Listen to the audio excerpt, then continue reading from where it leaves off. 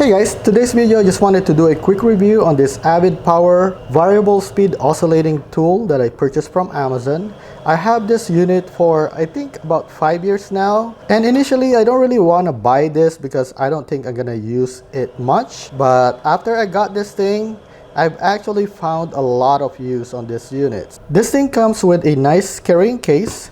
So this is the case that comes with it. It comes with a handle to help you with your job if you need to, but I never really use this handle right here because it is very easy to handle. I'd rather just hold it like this as I use this unit. This thing comes with 2 brush heads. I never had to replace mine, so the brush head on my unit is still the original after a lot of hours of use. This is your sanding pad, and this is the one that I use a lot for my project. You have your half moon saw blade, you have your scraper, you have your straight blade, and you have your triangular saw blade. And it also comes with a user manual if you just need some guidance on how to use the product. To put the attachments in, you just put the lever up, and you're gonna see this thing open up right here.